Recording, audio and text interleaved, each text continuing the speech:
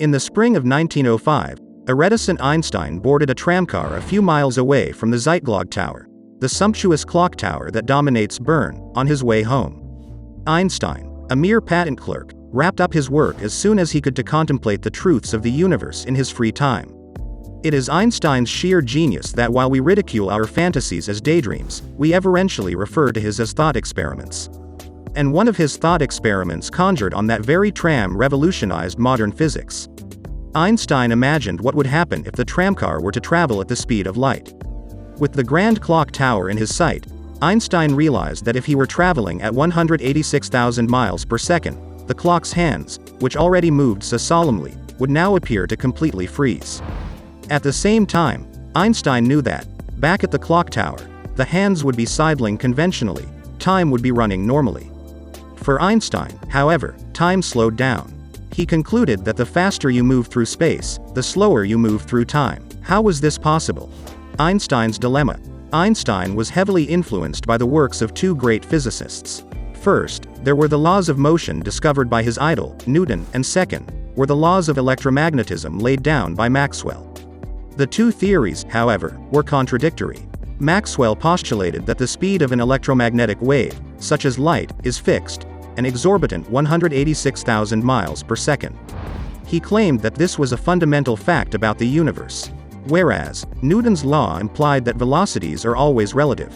The speed of a car traveling at 40 miles per hour is 40 miles per hour relative to a stationary observer, but only 20 miles per hour relative to a car traveling adjacent to it at 20 miles per hour.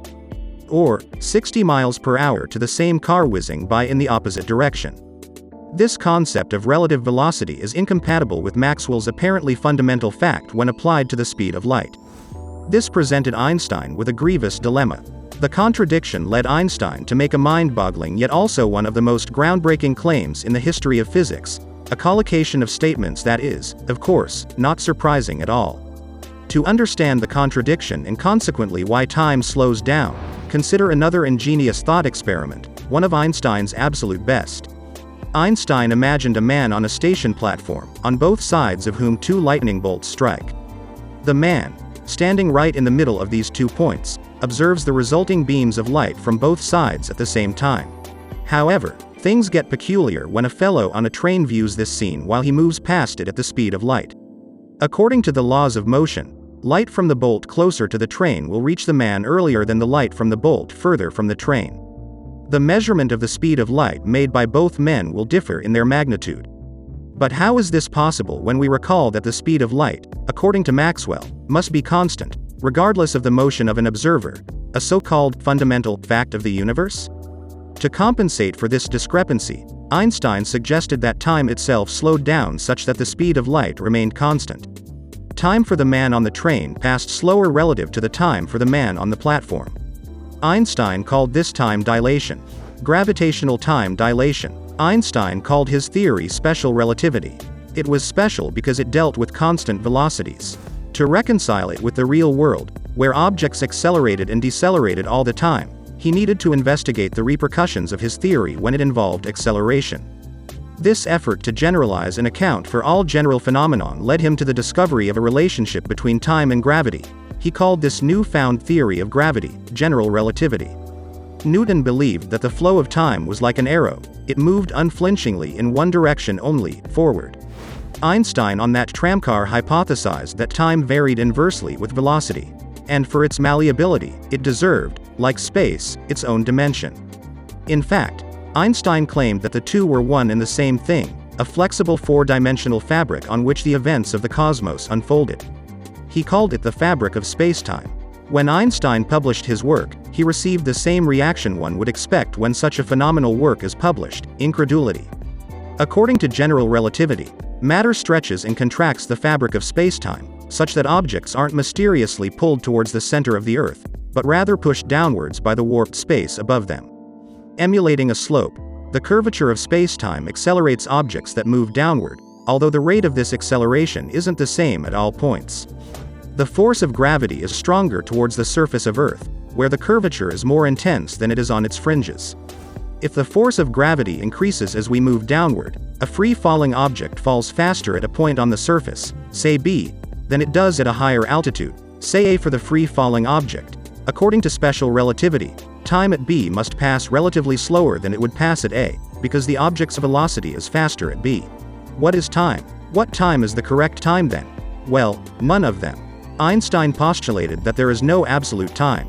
Time is relative depending on the system of forces one is subject to, formally known as a frame of reference. Time running in your own frame is known as the proper time. If the laws of motion must be the same for all observers, regardless of their motion, then time must slow down, such that the faster you move, the slower your clock runs relative to another clock. This is what Anne Hathaway referred to in Interstellar when she said to Matthew McConaughey, after landing on a faraway planet, 1 hour on this planet is 7 years on Earth. Let's go. Go, go, go, go, go. 7 years per hour here. Let's make it count. Refer again to Einstein's thought in the tramcar. Is the appearance of the slower clock a constraint of our primitive neurological buildup, or does time really slow down? And what does time slowing down even mean? The capriciousness of time compels us to ask, what is time itself? This is not just a question that obnoxious philosophy undergrads ask each other at frat parties. The notion of time has perplexed natural philosophers and physicists since antiquity. The primary function of time is to keep a chronological track of events. However, until the last 400 years, people determined time on the assumption that stars moved around us, rather than the Earth moving around them. Despite the incorrect ground for its inference, time still fared well. It worked because days and seasons repeated predictably, and when you have something that repeats predictably, you have a timekeeping mechanism. Galileo used the recursive nature of such a mechanism to compute motion. Describing motion would be impossible without any reference to time. However, this time was never absolute. Even when Newton formulated the laws of motion, he recruited a notion of time wherein two clocks don't tick in steps with an absolute, independent time, but rather with each other. Synchronization is the reason we have built such highly sophisticated and accurate atomic clocks. This notion of time is structured on simultaneity, a simultaneity or a crucial coincidence of two events, such as the arrival of a train and a unique alignment of the hands of a clock just when the train arrives. Einstein's theory states that these coincidences must be influenced by how one moves. If the two observers on the platform and the train cannot agree on what is simultaneous, they cannot agree on how time itself flows. To understand the influence of motion on predictability, let us consider the simplest timekeeping mechanism. Imagine a timekeeping apparatus comprised of a photon that reflects back and forth between two finitely distanced mirrors. Let's agree that 1 second passes each time the photon reflects. Now, hang two such clocks at points A and B above and on the surface of Earth, discussed in the previous section, and let them measure the time right when the free-falling object falls past them. The free-falling object measures the time passing in its own reference frame with a similar clock. What do they measure? Observing the reflection of a photon between two moving mirrors is analogous to observing a tennis ball bouncing in a moving train. Even though the ball bounces perpendicularly for someone in the train, for a stationary observer outside it, the ball bounces in triangles. As the apparatus moves forward, the photon, after it is first released, like the ball, appears to travel a longer distance after it is reflected. Our measurement of time has therefore distorted. Furthermore, the faster the apparatus moves, the longer the photon takes to reflect, thereby stretching the duration of a second. This is why the flow of time at point B turns out to be slower than at point A. Recall how, due to gravity, the object falls faster at point B than point A. This programmable graphic limns the triangular motion of the photon and consequently the delay in the flow of time brilliantly. Of course, the difference is infinitesimal. The difference between the time measured by clocks at the tops of mountains and at the surface of Earth is nanoseconds. Still, Einstein's discovery is nothing short of groundbreaking. Gravity really impedes the flow of time, which implies that the more massive the object, the slower time passes in its vicinity. That being said, the selection of light clocks to prove this seems convenient, given that the entire article talks about the slowing down of light. However, time dilation affects every clock, whether it relies on the simplest of an electromagnetic phenomenon or a complex combination of electromagnetism and Newton's laws of motion. General relativity's universality assures this. In fact, even biological processes, and consequently, time, is dilated. Yes, your head is slightly older than your feet.